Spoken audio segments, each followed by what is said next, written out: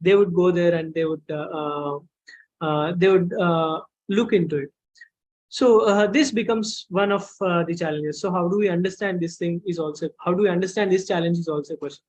So next, there are certain risks that are involved with digital technology. So how do we look at this? So sometimes we can't rely on certain individuals for certain works. So sometimes you have to work on it like alone, sometimes in isolation. So how do we work at certain times? So there are instances where certain teachers, it is difficult for them to work on Excel sheets set for administrative work, or sometimes to create reports. If there is certain COPO mappings that teachers do, educators do constantly. So just to assess the level of their students and to understand the course objectives. So this becomes a challenge, and sometimes they rely on certain external resources. So they go out and ask someone else to assess data and give the data. So this is also the data is also being exposed to certain factors. This is also a challenge and risk. It is a potential risk at times, and it is also not. So it is considered what are the possible challenges that we have. And next we have the presence of online presence in general. It is also young people. It is also for the elderly people. You see that like kids, when like from a very young age. So kids being constantly engaged in mobile phones, are accessing certain things, are doing certain, so being on actively participating on social media. I find the presence of small kids being present on the social media platforms, showcasing their talents. And this is also very an interesting development that we can see.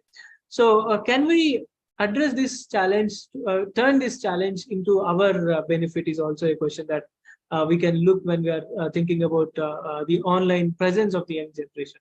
So can we assign certain tasks based on the social media activity that they do? So it can also be something like this. A student would be very much introvert in the classroom. He doesn't want to speak at all in the classroom. But when it comes to his social media presence, he constantly keeps writing, he constantly keeps posting. So how do we materialize or make sure that student also overcome certain challenges that are required for him, for certain basic training and placements in certain scenarios, to develop, overcome certain fears, to gain certain abilities. So how can we use those particular ideas is also a question that we can look at when we are looking about the online presence. Then digital skills gap. So this is one of the primary challenges that educators find them these days. So it can be working on, so like I also heard one of the resource person saying, it was difficult initially for them to work on Google Meets, assigning meets, so creating certain PPTs and all those things. It was also a challenge for me as well. Like I was part of an organization, an industry, where we had to create certain reports constantly, and the amount of the data that has been created, and we assess it, how the students are responding to that, and then we would be presenting it to the whole team, how the students are doing, and what are the ideas, where are the areas where they were lagging, and how do we focus on those ideas. So this that was a big challenge. How do I compile the data? So I didn't have any possible measures back then. So I had the peer support over there, so where who constantly helped me in understanding these the digital aspects, and I can work on certain skills. Now it has become kind of easier for me. I don't say I'm completely like well versed with all the technological details, but it remains a challenge to each one of us. The things kind of quickly changing every. So this is also an aspect that we as teachers should look at. So moving to the next slide. Okay, so there are 9 primary, essential things, 7 essential things that you have to keep here in our mind when we are talking about digital citizenship. So these this behavior, it is kind of a responsibility as a participant that we are involving in the digital world. Like it might be leaving our footprints in the digital area. For example, as I told you, you log in, you give your details. So your details are evidently present over there. So how do we practice this particular idea of digital citizenship? So talking about starting with digital wellness. So when you engage yourself in this particular idea of technology and social medias, are engaging with the screen, so there are certain challenges. It impacts your wellness. So sometimes certain ideas definitely come as disturbance. So how do we control certain narratives? This is also an idea that I wanted to speak about, where technology has become very intuitive, like it interferes where it evades our privacy as well. So when I say that, so when you say something, when you're talking about particular idea, and Google constantly pays attention to your conversation. For example, Alexa or the other devices that we have. So they pay attention, and when we use our mobiles or when we use our when we log in into our system, you see that there is a feed that suggests that we can look at certain things. There would be suggestions on our feed constantly popping up. So this is a kind of concern as the people who are engaging to the digital in the digital world with time. Like recently, how do we understand this possibility? Is it evading your privacy? And sometimes certain disturbing images that we get to see on these social media pages through the digital world, because everything is constantly being utilized or brought to the class. This is also a challenge that impacts the health of emotional and mental health of the teacher. And the second part, like this is kind of a basic thing that we understand. How does internet work? How certain websites work? How certain technologies work? So this is a basic idea that digital citizenship creates awareness about. And then moving on to the next part, where you have to understand the data. How do we use the data? Where do we use the data? Where do we give our data? So if we are giving data at any point of time, like why is it being given? How is it being accessed? And where does it reciprocate? So understanding this data also becomes having an awareness becomes very essential when you are becoming a digital citizen according to the current contemporary times. And next, the idea of digital literacy. So we're constantly educating ourselves on these particular platforms. So this becomes very essential as educators. And the later part is also about empathy. Moving on to the sixth part, where we have empathy, where empathy becomes very evidential for us. Sometimes it takes away the time, it gives certain exhaustiveness. So then can we enter into those spheres, or can we give time for ourselves? It is not about showing empathy to someone else. It is also being empathetic for the individual itself, who has been exhausted with certain ideas. Moving on to the last one, where we have securing digital devices, where you constantly work on your passwords and identifying these ideas. So this is something that we have to understand. So these are the key principles that we can roughly see in digital citizenship. So where we have to work on our safety and privacy, then reducing the screen time. All these things come as challenges because we are working on them for the first time and adopting to these challenges. So there isn't proper notebook or rule book where how we work it, how do we identify it. So this is something that we get to see in this particular digital world.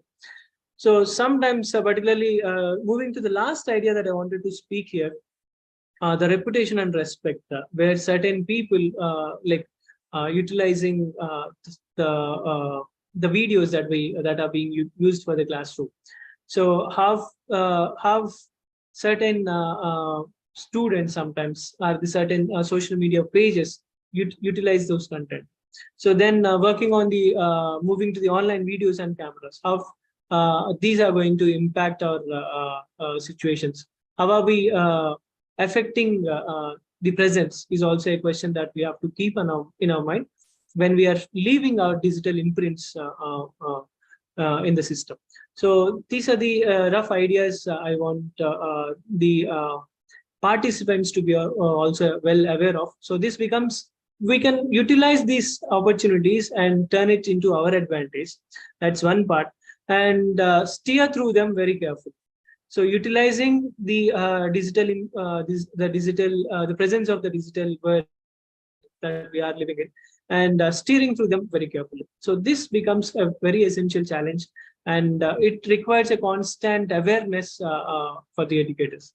So, sorry, for the educators. So now, whom do we identify as digital citizens? So whoever uses the technology, or whoever is part of the modern world, or whoever uses these mobile phones, emails.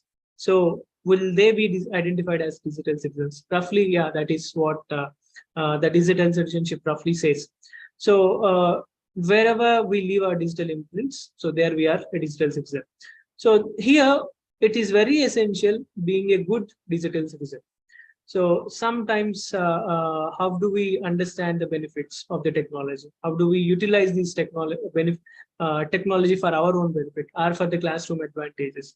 So this is a constant awareness that we should have when we are the educators. So what is its role in education? So here, this becomes a very important aspect again. Digital citizenship education empowers learners to develop the competencies and actively participate in enriching themselves. So, for example, if certain individual is not digital, if the educator is not digitally rich, which means the educator is not completely aware of all the latest trends that are happening, the latest developments that you get to see in the modern approaches or the modern technological advancements. So it becomes kind of a disability to the teachers sometimes. So like where the other educators would be utilizing those mediums and taking them to the classroom, and they would be a kind of developing a ease for the class, and it also reduces the burden for the teachers sometimes. So this is a very essential element as we are entering into the digital world, where having an awareness of this particular society where we are entering it. It is also becoming a society with time. Actually, that is also an idea. When we are talking about digital citizenship, it is also an idea that we are trying to introduce here. Like it is being created as a society. Like you get to see in earlier literature where you have science fiction stories being written by certain authors, being spoken about.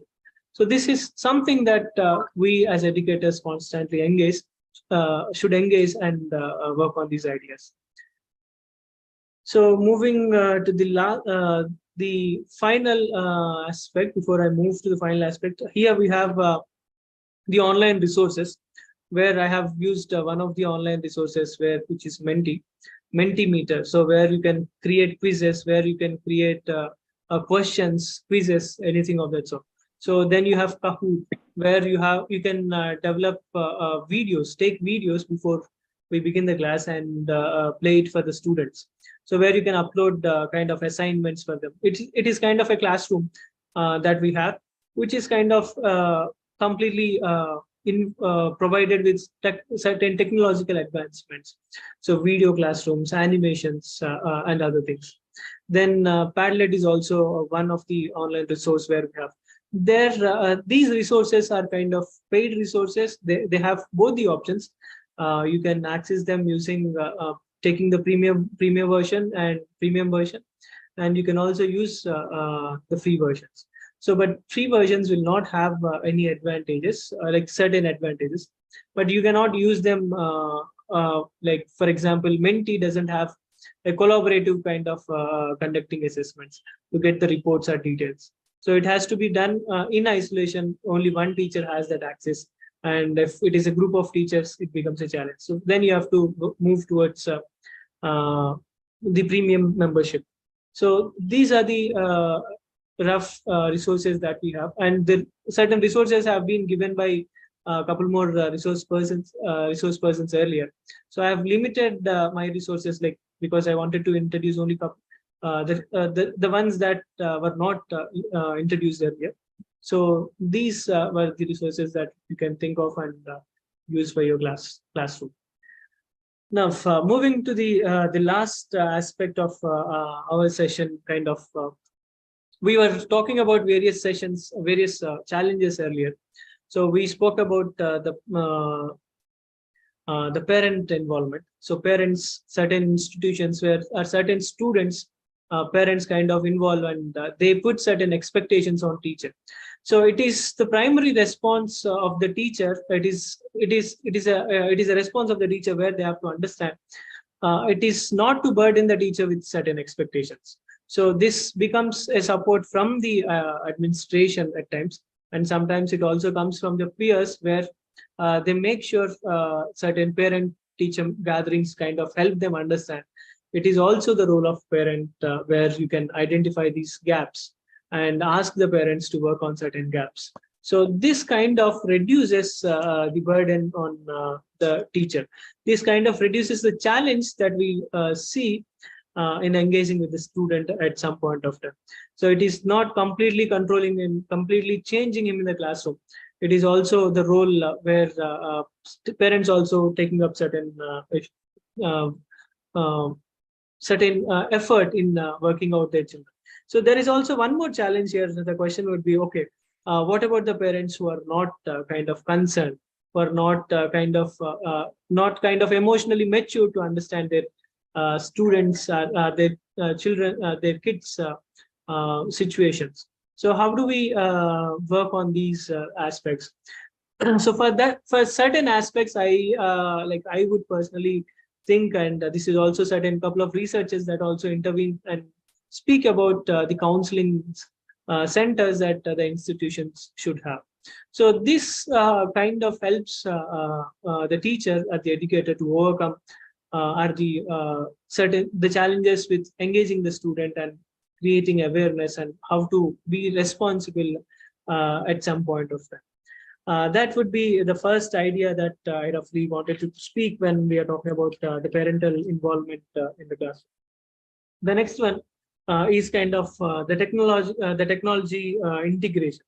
So earlier we had the kind of an assessments where the flipped approach, whereas homeworks were given to the to home. So where students have to sit down and work and then come back and then submit it. So this is one method. And then with recent times, like sometimes the take-home assignments are not kind of written ones. Now they have a different approach. They have to work on certain skills, and then they come back, then they present it. So sometimes it works through grouping. So this is also a challenge that we have overcome by using certain techniques in the classroom. So the other challenge that I was speaking when I spoke in the when I introduced this particular idea in the beginning, it is about the utilization of a mobile phone in the classroom, or any electronic devices in the classroom. So certain people, when we give permission, certain students, learners, when we ask them to create work on certain resources, to check certain resources. Particularly when it comes to assessments, students go back and search on certain the latest applications that we have, where we can find the answers. For example, you have ChatGPT, where you search for the answer, you have the answer, then you come back and get you get your answer. So this becomes a challenge at some point of time. So this has to be monitored very carefully, where certain the college can take, or the departments can intervene somewhere and develop their own platform where students cannot utilize any other tabs when they're writing the assessments or conducting the exams. So certain placements tests, for example, when you are operating on one window, you cannot access the other window or the other screen. So if you try to access the other screen, immediately the screen gets blocked. So so then you have to go back and report to the teacher, where teacher would give access back again so that the student can write. So this becomes an ease for the teachers and reduces the burden as well. Like for example, when it comes to evaluation as well, like students and teachers like constantly monitoring the classroom, like if they have brought any they were part of any malpractices. So this becomes an approach, and this also becomes an easy thing for the educators as well. And moving from there, there is also another idea like, okay, can the assessments, should the assessments only be like this? But no, like you have various approaches to these assessments, because I've seen various teachers in IFLU as well. They have various, they have their own approaches when it comes to assessments. Certain people, they allow the take home assignment. Certain professors, they kind of allow you open book assessments. So the this particular idea of access, when there is no access to the resources, like when there is no access to the technology in the classroom, like when the assessments. So these ideas would reduce kind of eases the assessment and understand and, to critically evaluate the learner as. So this becomes one of the primary advantage. That in that manner we can overcome this challenge. So then talking about the teacher training sessions. So there is something with particular institutions. So for example, it also kinds of brings about the eligibility as well sometimes when we are talking about the training sessions, where the teachers required to have certain prerequisite qualifications to teach certain level of students. So earlier it is kind of masters, and then it kind of moved to PhD, and then there is a disturbance, and then like now it has come back to where the teachers were asked to it is not compulsory to have a PhD kind of degree. But the constant changing assessments and eligibilities keep the teachers on their toe. So this is where the intervention of the board itself, like for example, when certain changes are being brought to this forefront, it is constantly it is brought to the notice of the educators. Like it works at a structural level, the fundamental level.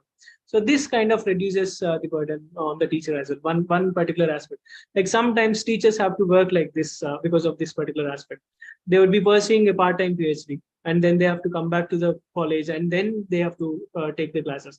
So where it is looking at the progression of their career, and it is also sometimes it also takes a toll on the teacher. So this is a challenge where we can see where teachers were constantly put through. Sometimes, like when it comes to the government institutions, continuous training sessions, you have it's compulsory for the sake of promotions. You need to have certain induction programs for a certain period of time. You need to be part of certain induction programs, and then you should be part of certain refresher courses as so with certain gap, like you should have certain gap between these two attending these two programs. So these participation helps them to move ahead and gain experience, promotions, and be part of various sessions. So this is something that the teachers were constantly at, and this kind of helps them to understand what exactly happening. So for example, if there is a recently there is national curriculum program that has framework that has come out. So how do we engage teachers, educators around these particular ideas? These training sessions would help them to understand what are the changes that are going to come in the next couple more time, like years or months or next semesters, or however we are planning our academic years. And what are the sessions that university is going to look at later point of time? If it is an autonomous institution, you have certain ownership on the way you decide your curriculums or the programs. If it is not, if it is affiliated, it works on a different level. So these training sessions constantly help the teachers to grow and work on themselves. So the later part would be understanding the students' anxieties, where we are talking about the emotional status of the learner. So when we are talking about the emotional anxieties of the learner, we sometimes tend to ignore the emotional anxieties of the teachers as well, like the wellness of the teacher.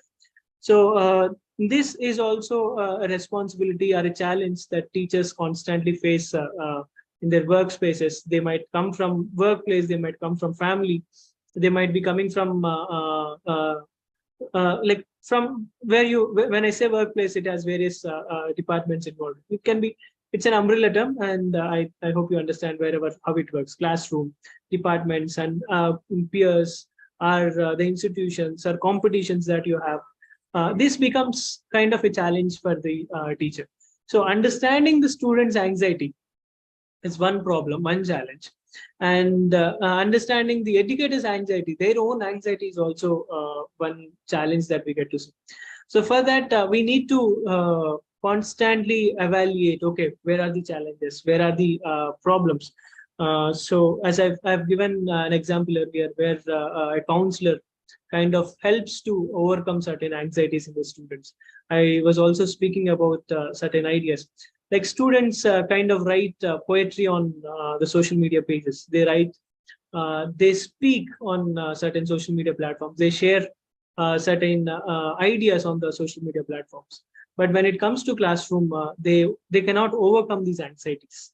It becomes a it becomes a challenge for the teacher, and sometimes you have to push the student, and it becomes a challenge again. Like because when it comes to a college, it is a completely grown-up setting, and a student would be very adamant to speak at times. And sometimes, even if they're speaking, they would be speaking only a single line or two lines, and then leave, then go back to their place and sit there. So this becomes a challenge, and to understand these anxieties, we need a constant assessment or a participation or counseling for the students to overcome their anxieties through teachers and the college environments as well. So this kind of a challenge that we can overcome through this particular approach. And this also have one more very important aspect, the intersectional aspect that I was speaking about. The teacher being aware of the the socio-cultural aspects and the linguistic approaches as well. So the places where they come from, and the anxieties that the students have when they come to certain spaces. It can be language anxiety, it can be social anxiety, anything. So these particular anxieties are supposed to be understood by the teachers as well. So this can be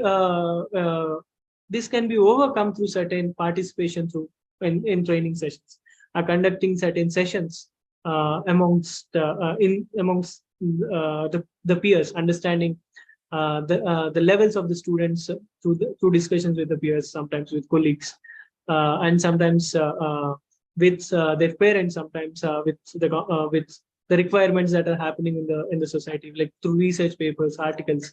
So this keeps us kind of updated on certain ideas. So I think this to overcome this thing, we also have certain challenge here. So this becomes one of the challenges. UGC and UGC particularly says that when you identify a set of students who are not able to compete and like work really hard or get good grades, so you conduct, as teachers, we try to conduct remedial classes. And when we ask the students to come for the remedial classes, it kind of creates an anxiety within the student. The student has to deal with certain inferiority complexes. Sometimes it becomes a challenge for them. He either drops out when certain instances happen. The students either is pushed into certain extremes situations. So there are situations where certain people, they don't want to come, they ignore, they develop certain behavioral patterns, they become aggressive.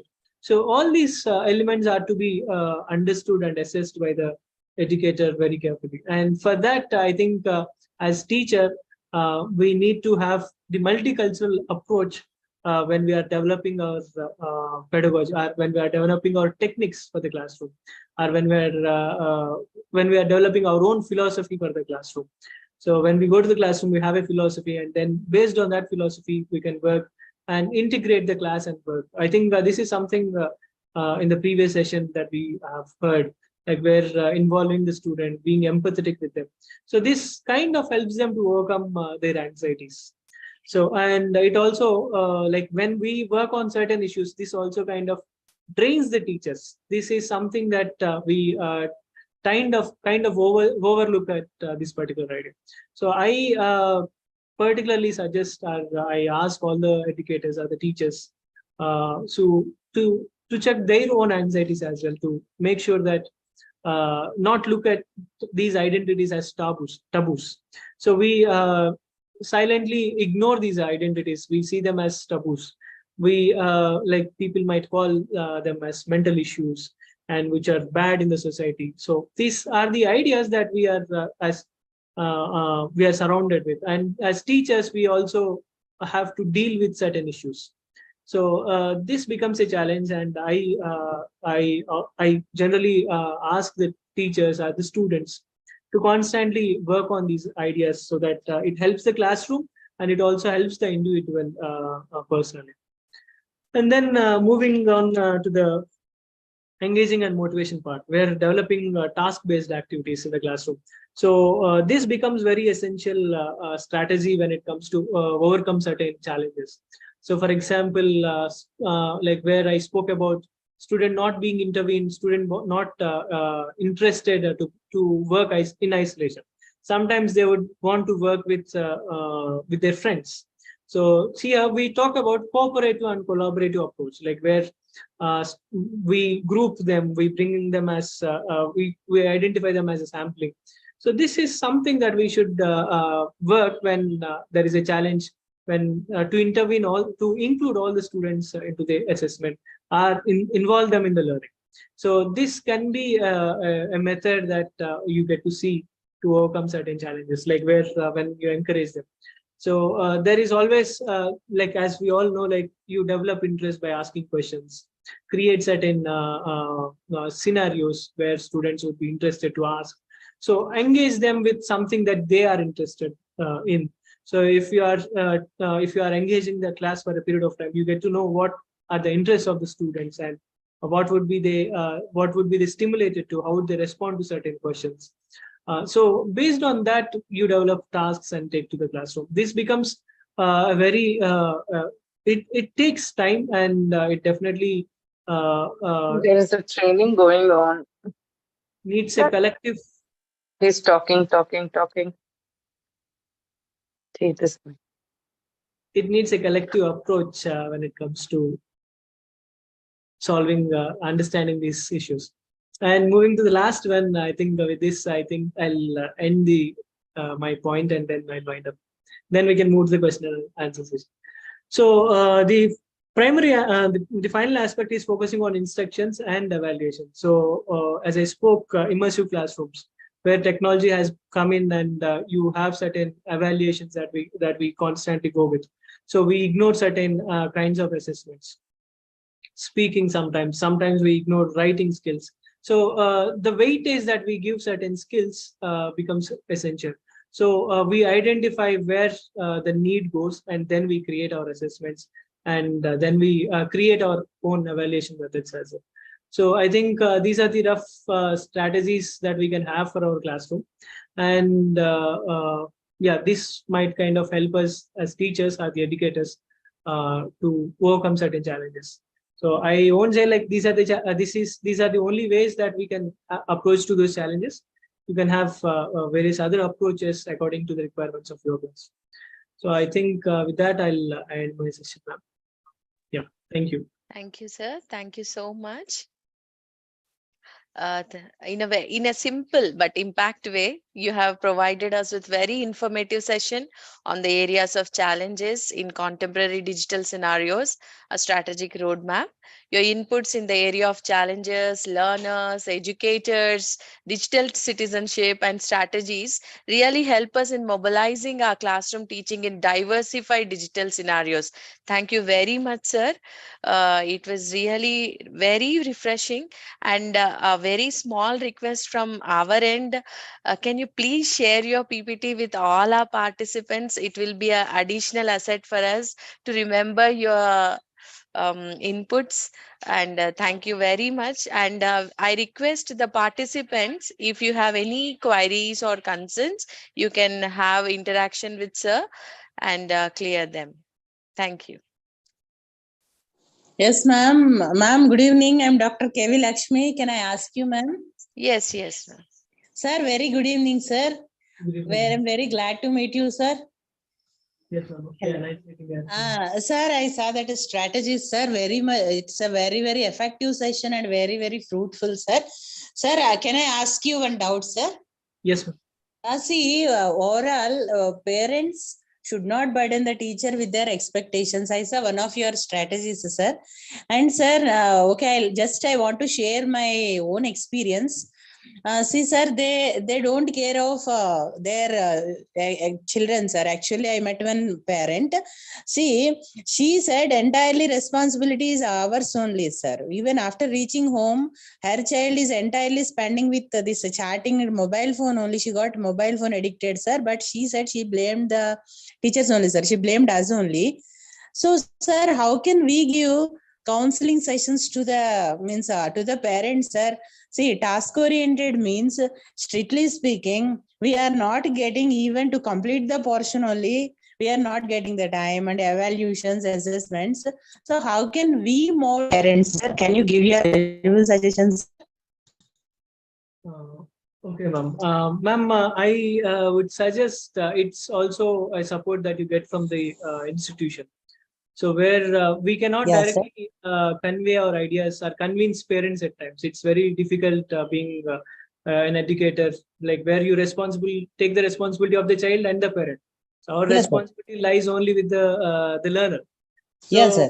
The student, as the parent here, like you can only influence the student. So where my focus here would be, like I would suggest something like where the student would be put through some training or counseling where he conveys his own ideas with the parents. So he understands what is the struggle that as teachers or as the classroom or as parents, how they have to understand their scenarios, and the learner himself should understand his responsibilities as well. Like now it is no more a school where they have to be responsible of their own stuff. Yes, sir. This is a habit that as learners they have to inculcate from this point of time.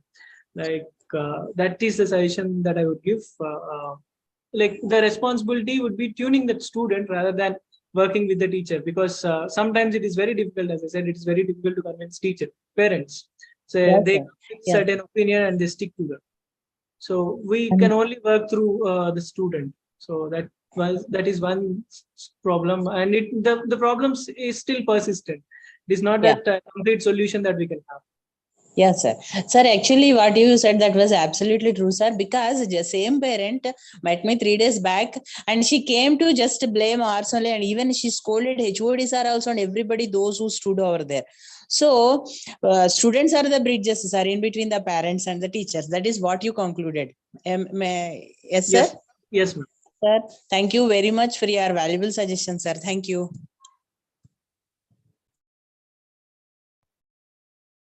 Participants, anyone? Do you want to ask anything?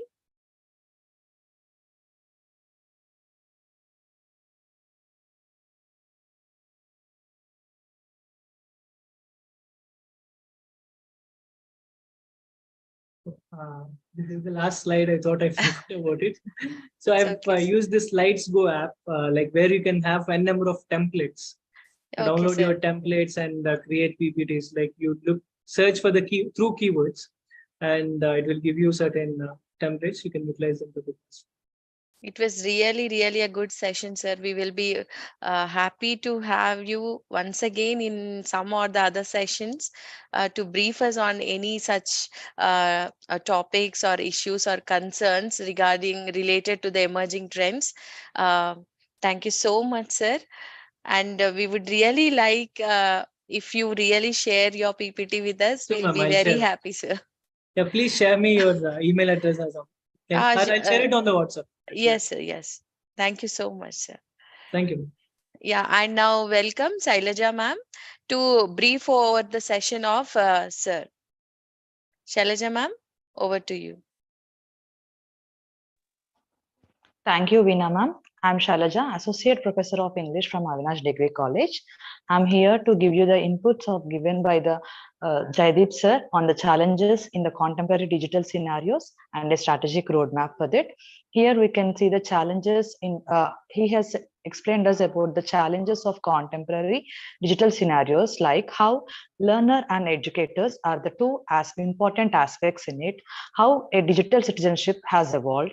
Yeah, sir also explained about the challenges in traditional and digital methods like blackboard to whiteboard adaptation, like planning, preparing materials, implementation, and all.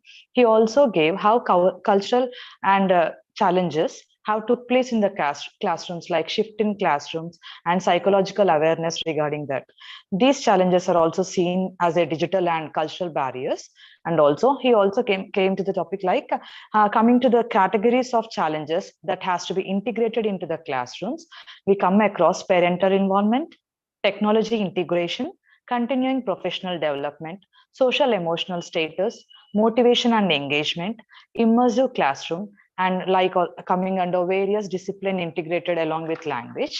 Next, coming to Sir explained us about the idea of digital citizenship. He has given the definition as the citizenship is digital citizenship is it refers to the ability of engaging positively, critically, and competently in digital environment. Sir also explained us about online presentations, how it is needed by the students and teachers, and its importance of, and also the importance of digital citizenship, like globally, coming to the global community, risk that comes with the digital technology, and also how teachers are facing some issues to work on Excel sheets, COPO mapping, etc., and how they try to rely on external resources to make all this done. And coming to the online presence also, how people we need to give some tasks based on the social media platforms and all, so that they are well engaged in that. Next, coming to the how teachers find it difficult to with the digital skills gaps and all. We need to be constantly engaged and aware of the latest technology and all. Coming to that point, essential steps in digital citizenships. What are the steps we need to practice for the digital citizenship? In that, practicing digital wellness by engaging in digital labs and all, how knowing the importance of how internet works and all, and understanding how the data has been how we have need to upload the data in which it stores and all. Coming to the practicing of the digital literacy, like constantly educating ourselves with the well developed technology and acknowledging the digital dividing and all. Coming to the empathy which we need to be show in that. Next, coming to securing the digital devices, like our safety and privacy, the principles of safety, privacy, social media, like texting and calling, online videos and cameras, coming to the screen time space and all, applications and downloads. And also, here, whom can we identify as digital citizenships? Whomever uses this digital technology can be considered as digital citizenship. Now, its role in digital education is like on accessing online resources for our better utilization in digital education. We need some apps like Kahoot, Quizy, and Menti and Padlet. Next, coming to the strategies and features to overcome these challenges are parental involvement, digital access of resources to students and teachers, continuous training sessions has to be needed, understanding the student anxieties and even ours, developing a task-based teaching for classroom learning, and focusing on the instructions and evaluations in digital technologies. Thank you. Thank you, ma'am. A gentle reminder, participants, the feedback form will be messaged in the chat box. Before leaving the session, kindly fill the feedback form. We hereby inform you that we are going to post the feedback form in the chat box. Do fill the feedback form which is given in the chat box and then leave the session. Thank you.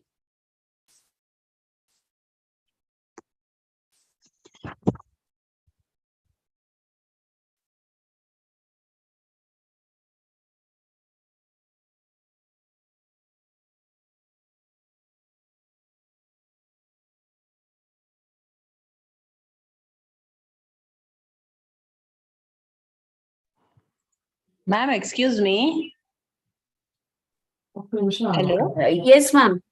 Ma'am, we not yet received that one, madam. Feedback form in the Yes. chat box, ma'am. Yes, ma'am. Kindly wait, please. We are posting it, ma'am. Okay, ma'am. Thank you very much, ma'am. You're welcome.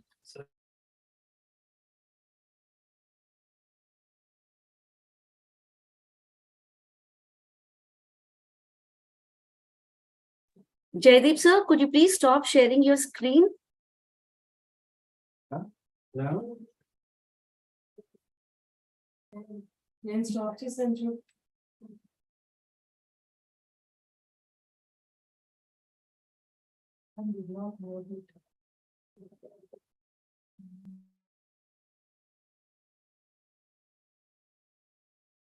Thanks for this opportunity, and yeah, it was nice interacting with all the teachers, and it is also an enriching experience for me. Yeah, see you all at some other session, or yeah, in other session with as a educator as well. Okay, Thank you so much, sir. Thank you so much. We are very happy to have you here. We also had a very nice session with you, sir. Thank you. Thank you, sir. Thank you, sir. Thank you so much, Jaideep sir. Thank you. Thank you, sir. Thank you so much.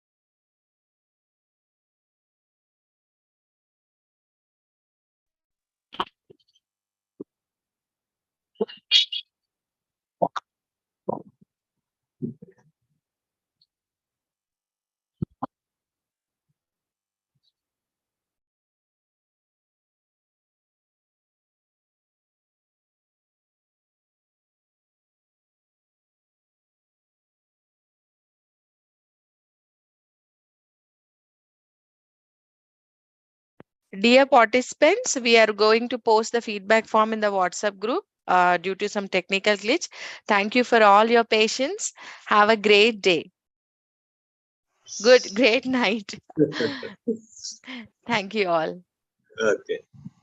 You can leave the session, sir. Thank you so much, ma'am. Yeah.